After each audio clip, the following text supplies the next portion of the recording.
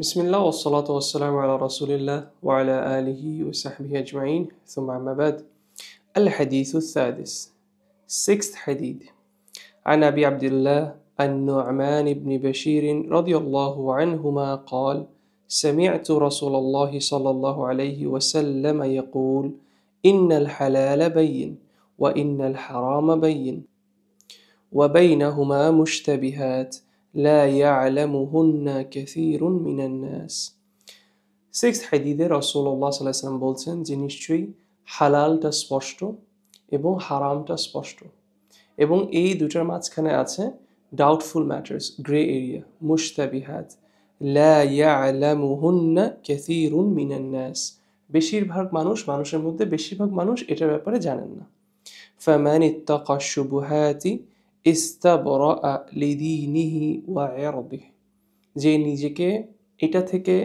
Protected রাখলো, এটা থেকে দূরে রাখলো, মানে গ্রে এরিয়া থেকে কনফিউজিং যে বিষয়গুলো আছে যেটা ব্ল্যাক অ্যান্ড হোয়াইট ক্লিয়ার না, সেটা থেকে নিজেকে যে প্রোটেক্ট করলো, সে দুইটা জিনিসের হেফাজত করলো, তার দ্বীনের এবং তার আইজ্জার, তার অনারকে সে প্রিজার্ভ করলো, প্রোটেক্ট করলো। এবং রাসূলুল্লাহ সাল্লাল্লাহু আলাইহি ওয়াসাল্লাম বলছেন ওয়ামান ওয়াকা ফিশ শুবুহাত ওয়াকা ফিল হারাম, এবং যে নিজেকে শুবুহাতের মধ্যে ডাউটফুল ম্যাটার্সের মধ্যে রাখলো অ্যাজ ইফ সেই নিজেকে হারামের মধ্যে রাখলো।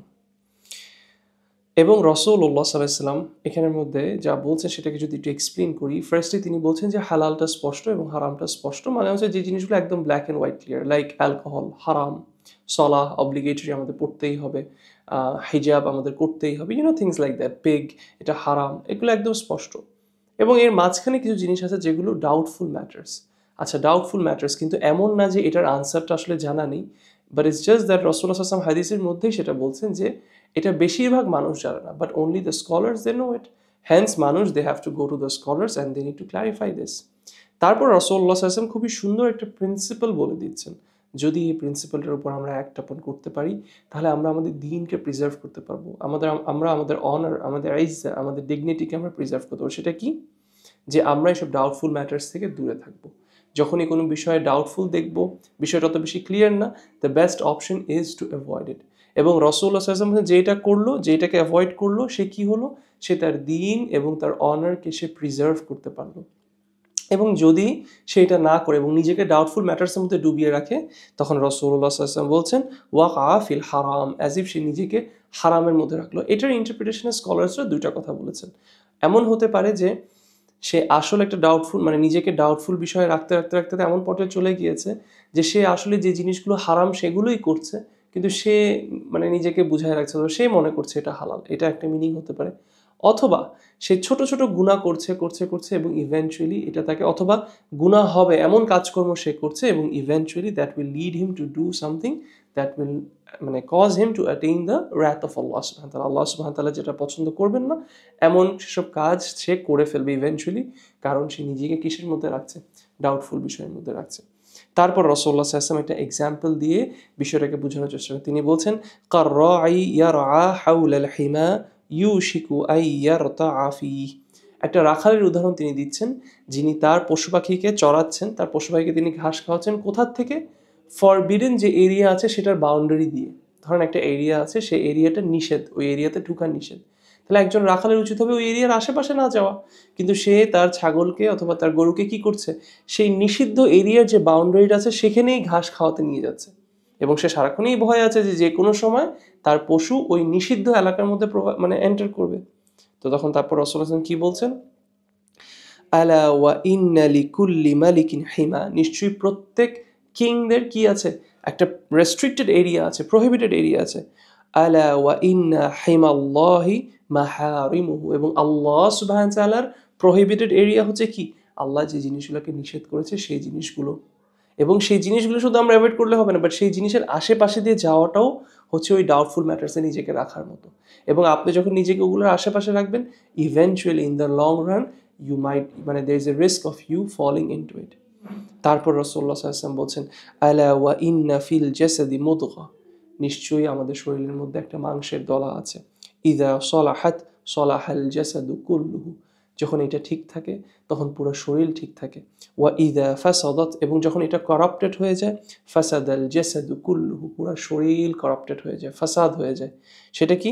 আলা ওয়াহিয়াল কালব, তিনি বলছেন নিশ্চয়ই সেটা হচ্ছে আমাদের অন্তর, আমাদের কালব। রাওয়াহুল বুখারী ওয়া মুসলিম, হাদিসটা ইমাম বুখারী এবং ইমাম মুসলিম দুজনই ন্যারেট করেছেন ওনাদের বুক অফ হাদিসের মধ্যে। লাস্টের এই প্যারাগ্রাফটা ইজ ভেরি ইম্পর্ট্যান্ট। আমাদের প্রত্যেক মুসলিমের এই কথাটার মধ্যে নজর দিতে হবে এবং মনে রাখতে হবে যে আমাদের শরীরের এই যে অন্তরটা আছে, এইটার যদি আমরা ভালোভাবে নজর না দিই এটার দিকে, এটাকে যদি আমরা ভালোভাবে ক্লিন না করি, এটার দিকে যদি আমরা ভালোভাবে অ্যাটেনশন না দিই, তাহলে এইটা আমাদের পুরো বডিকে করাপ্টেড করে ফেলবে। ইন আ সেন্স দ্যাট আমাদের এই হার্টটাই হচ্ছে আসল জায়গা, আমাদের এই হার্টটাই হচ্ছে মেইন লিডার। আপনি যদি শরীরের প্রত্যেকটা অঙ্গ প্রত্যঙ্গকে আপনি সোলজার্স মনে করেন, আমাদের হার্টটাই হচ্ছে সেটা লিড। অতএব যার হার্টটা ঠিক আছে এই হাদিস অনুযায়ী, তাহলে তার আমল ঠিক হবে, তার কর্ম ঠিক হবে, তার পুরো শরীরের সব অঙ্গ প্রত্যঙ্গ আল্লাহর ইবাদতে ব্যস্ত থাকবে। আর যদি আমাদের হার্টের মধ্যে সমস্যা থাকে, if there is problem in our heart, there is corruption in our heart, আমরা গুনাহ দিয়ে আমাদের হার্টকে যদি আমরা কালো করে রাখি, আমরা গুনাহ দিয়ে আমাদের হার্টকে যদি আমরা ডার্ক করে রাখি, শক্ত করে রাখি, নরম না করি, তাহলে এটার আউটকাম আমরা দেখব আমাদের শরীরের অন্য অঙ্গ প্রত্যঙ্গের মধ্যে। অতএব এই কথাটা একদমই ভুল যে মানুষ যখন নিজেকে গুনার মধ্যে লিপ্ত করে রাখে তারপর সে বলে যে কিন্তু আমার অন্তরটা তো পরিষ্কার, আমার অন্তরটা তো একটা ভালো অন্তর। এই হাদিস অনুযায়ী ইট ইজ দ্য অপোজিট। আপনি যদি নিজেকে গুনার মধ্যে ডুবিয়ে রাখেন, আপনি যদি সারাক্ষণ এমন সেসব কাজ করেন যেটাতে আল্লাহ সুবহানাহু ওয়া তাআলা সন্তুষ্ট হচ্ছেন না, তারপর আপনি যদি বলেন যে বাট আমার হার্ট তো pure, it is not the truth, because রাসূলুল্লাহ সাল্লাল্লাহু আলাইহি ওয়াসাল্লাম সত্যবাদী এবং আপনার কথাটা ভুল। এর মানে হচ্ছে আপনার হার্টের সমস্যা আছে এবং সেইটারই আউটকাম দেখা দিচ্ছে কোথায়? আপনার অঙ্গ প্রত্যঙ্গে, আপনার কর্মে, আপনার কাজে। অতএব আমাদের প্রত্যেকের চেষ্টা করতে হবে আমাদের হার্টের ভালো কেয়ার করা, আমাদের হার্টকে পিউরিফাই করা, আমাদের হার্টকে সুন্দর করা, বিউটিফাই করা with the remembrance of Allah, with good deeds, with all of those things that Allah has obliged us to do and ordered us to do. আজকের জন্য এতটুকু। সুবহানাকাল্লাহুম্মা বিহামদিক ওয়া নাশহাদু আন লা ইলাহা ইল্লা আনতা ওয়া নাস্তাগফিরুকা ওয়া আতুবু ইলাইক। জাযাকুমুল্লাহু খাইরান। আসসালামু আলাইকুম ওয়া রাহমাতুল্লাহ।